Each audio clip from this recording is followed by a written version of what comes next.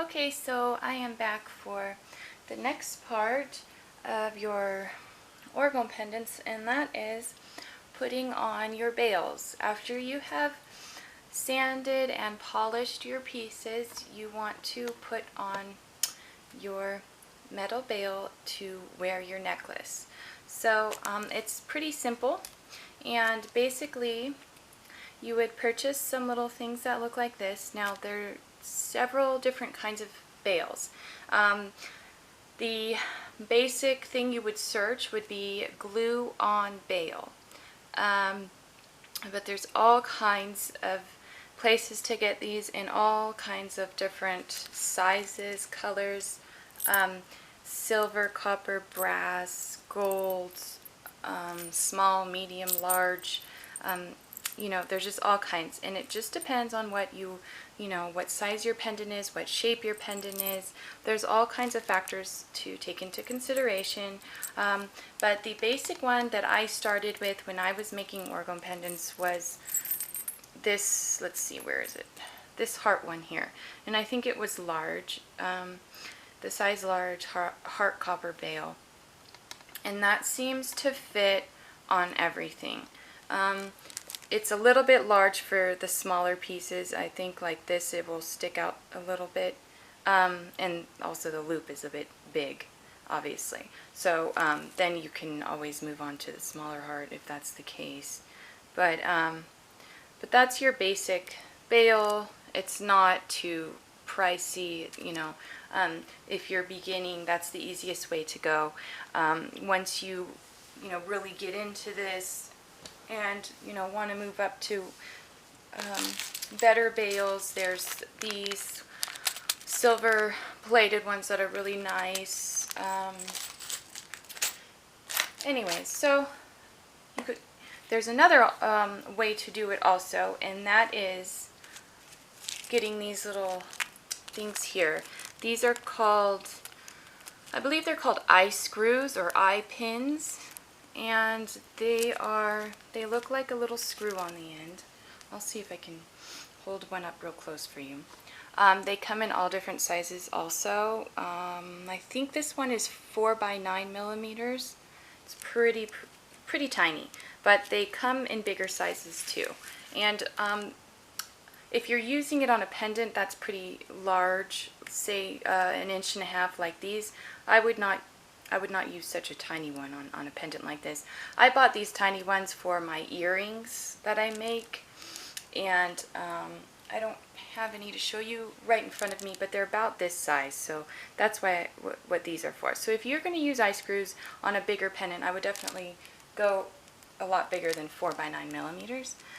But let me show you what I mean by using these first, and then I'll do the glue-on bails. Basically, you would take a tool like this. I think this is a needle nose pliers, but I'm not sure. I could be wrong about that.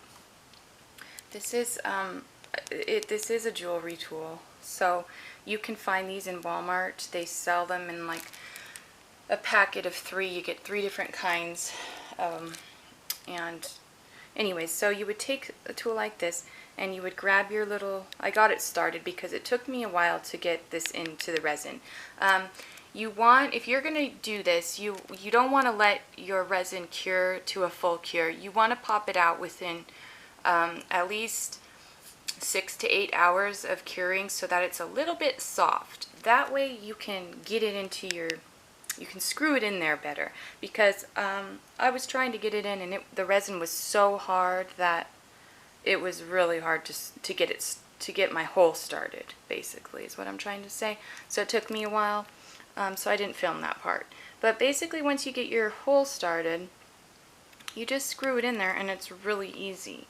So then you've got your loop and your little eye screw in there, and it's all ready to go. You don't need to buy glue, you don't need to use anything, but you do need to buy these, and you need to buy these little jump rings. I was buying open jump rings at first because I thought that, I will explain this to you carefully because I learned all this as I went along, so I figure I'll just explain it to you guys so you don't have to go through what I went through. So I was buying open jump rings because I thought I had to open up the ring and hook it onto the pendant like this, and then close it, right? Well, I had a lot of customers telling me that their pendant was falling off and breaking, and the reason that was happening was because the open jump ring, you know, the pendant was heavy because I have a lot of metal in there, and then the open jump ring, after time, it would open up and the pendant would fall off. So I was having to send them a new bail, which was, you know, I would end up sending them a glue-on bail. So what I realized is they make closed jump rings, and you don't need to buy open jump rings and have that happen. So I now buy closed jump rings. So all these are just a little ring that, you know, you cannot open up. But I was like, well, if I buy a closed jump ring, how am I going to get it on, right?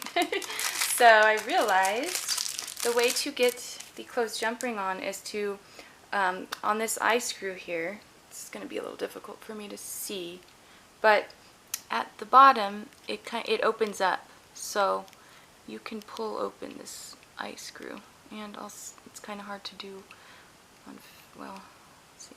So there. So you can open up your eye screw just like that, and then put your closed jump ring on.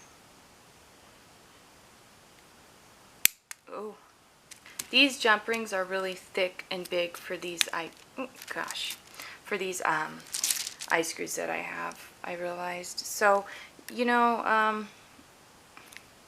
this is all a learning process, and I can't tell you what size to buy. I really don't know, but I just figured I would let you guys know some things that I learned as I was going.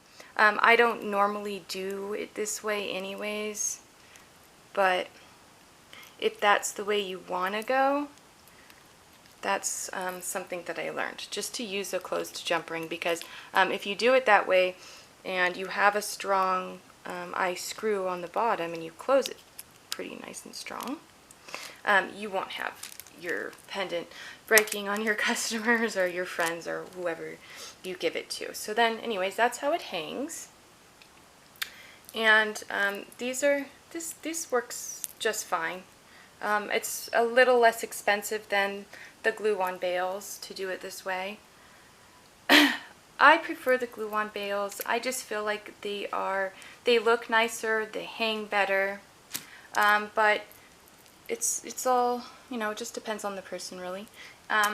But here, now I'm going to show you how to do the glue-on bails. So the one problem that I do come across, that I will admit, with the glue-on bails is that the glue eventually does wear off, and I have yet to find a better glue.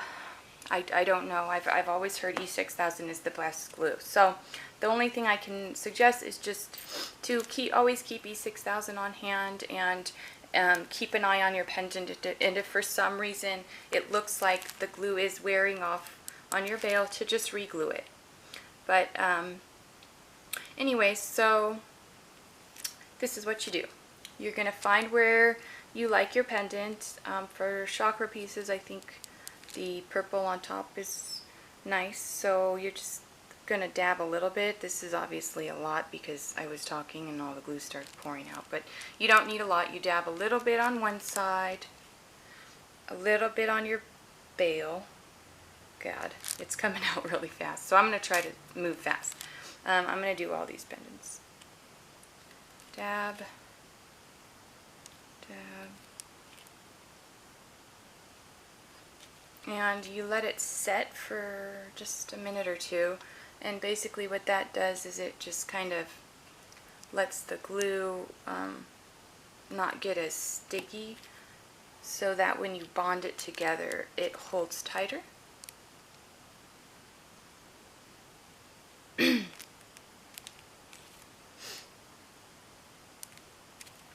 And I just like to do this when I have a bunch of pendants at once, because then it just makes things a lot easier. Then I go down my line just like this. Oops.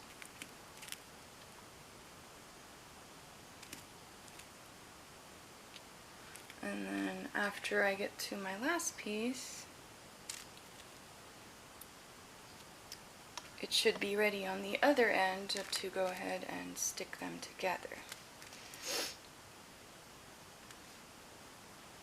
Oops. Let's see here. A bit more on that. This glue tends, if you don't put your cap on, it tends to get very messy and just to keep pouring out. So make sure you put your cap on there. Okay, so I would normally probably let it wait just a little while longer. But since I'm making a video, I'm going to go ahead and put them together. Now the glue is going to pour out the sides. That is normal. And what it used to bug the crap out of me when I'd have glue sticking out the sides. Like, it would just look messy and I wouldn't like it, so I would wait till it would dry and then I would pull all the dried glue off. But I later realized that that is a big no-no.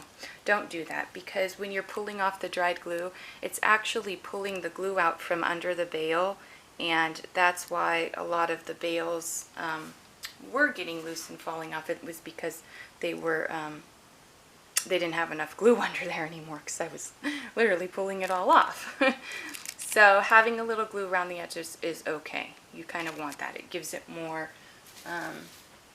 makes it, you know, sturdier and stronger to have that there. Alright, so this. And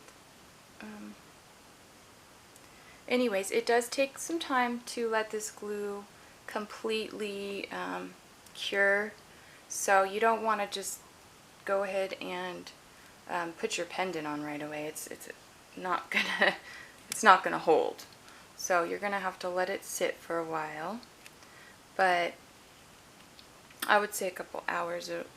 It'll probably take a couple hours before you can actually wear your pendant, just to be safe, because you don't want to lose your pendant that you just made, or you don't want to ship it out unless it's completely, you know, if somebody purchased one, you don't want to ship it unless it's completely glued on there.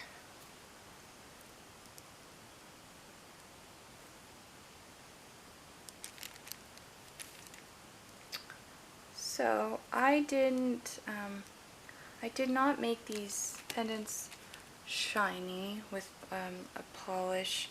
I figured I just wanted to get this video up for you guys and show you how to do all the steps, in case, because I've had so many people wanting to know how to make them, and I thought since Christmas is coming, a lot of people probably are wanting to make Orgone pendant Christmas gifts. So I figured I would get this video up for everybody. And I am going to be selling all these pendants, so if anybody is interested in one of them, I'll have my Etsy shop here. I'll also show you real quick the molds that I will be selling in my Etsy shop. So if you do want to make pendants that are similar to these shapes, I will have those molds for you. The nice thing about the molds that I have for sale, they will be shiny. You won't have to worry about, you know, shining them up. So that will be nice. So anyways, this is the end result. I really like the Christmas tree with the gold. It turned out so cute. And let me get that mold. I can show you real quick what I have.